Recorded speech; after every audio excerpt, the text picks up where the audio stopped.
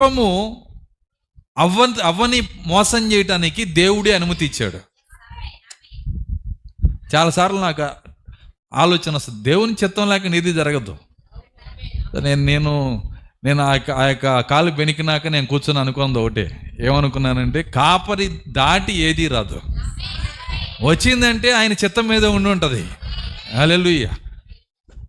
ఇక్కడ ఆదాము అవ్వ దగ్గరికి ఆ యొక్క దెయ్యం వస్తున్నప్పుడు దేవుడు దాన్ని అనుమతి ఇచ్చాడు. ఎందుకు అనుమతించాడు అంటే, ఇప్పుడు కారణం మీరు కనుక్కోవచ్చు.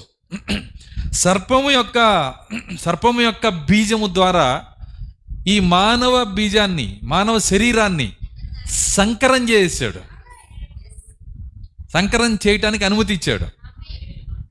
ఆదామా, నువ్వు ఉన్న స్థితి యుద్ధానికి సరిపోయిద్దని అనుకోవట్లేదు, అర్థమవుతుందా?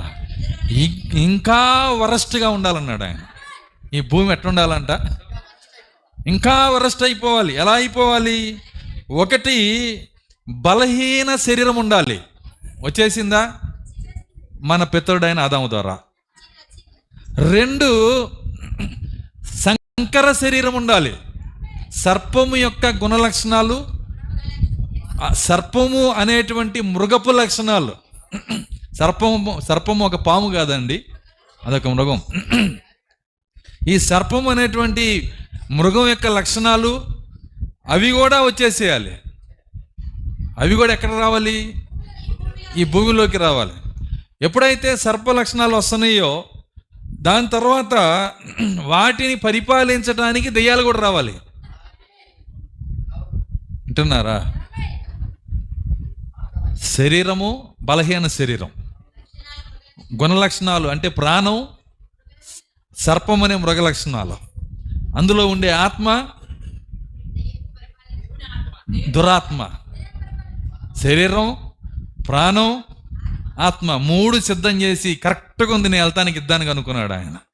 ఇప్పుడు నేను పోరాడతా, నా బలం ఏంటి ఇప్పుడు చూపిస్తాను. దేవుని స్తోత్రం, హల్లెలూయా.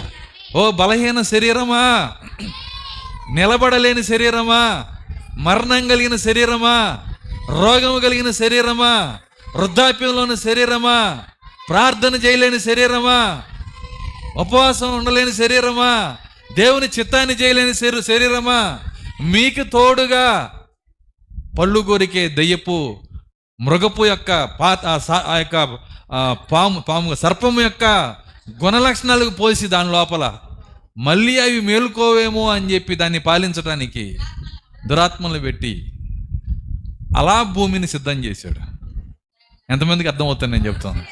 ఎందుకంటే దేవునికి ఛాలెంజ్ బలంగా ఉండాలి. నేను అందుకే చెప్పింది. దేవుని స్తోత్రం, హల్లెలూయా. ఇదే దేవుడు ఆయన కోరుకున్నటువంటి యుద్ధ రంగం. దయ్యం ఆశ్చర్యపోయింది, ఇంత భయంకరమైన యుద్ధ రంగంలో ఎలా గెలుస్తాడు ఆయన?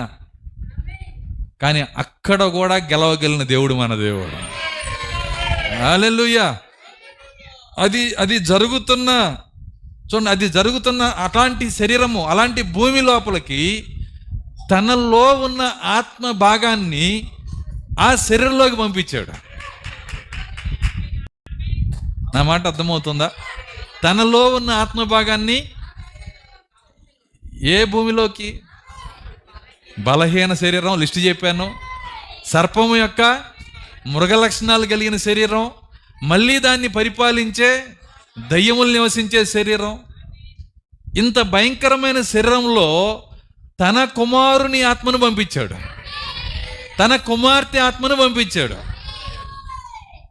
అప్పుడు దయ్యం అనుకుంటుంది, ఎంత అమాయకుడు, నీళ్ళని ఇలా తడుపుతున్నాడు, నీళ్ళతో ఏంటి ముక్కలు మునిగిపోయేటట్టు తడుపుతున్నాడు, ఎలా మండిద్ది అని దయ్యం అనుకున్నట్టుగా అది అనుకుంటుంది. ఖచ్చితంగా ఆయన గెలవడు. కుర్చీలో కూర్చున్న వ్యక్తి లోపల ఉన్న దేవుని ఆత్మ గెలవదు అని దయ్యం అనుకుంటుంది. కానీ దేవునికి మన ఆత్మ పైన ఒక నమ్మకం ఉంది. ఏంటి ఆ నమ్మకం అంటే, నా గొర్రెలు నా స్వరము వినును. హల్లెలూయా. మన ఆత్మ ఆయనలో భాగము గనక ఎక్కడైనా పెట్టనివ్వండి, ఎంత బురదలైనా తొక్కనివ్వండి, అక్కడి నుంచి దేవుడు పైకి లేపే దేవుడు ఆయన. హల్లెలూయా.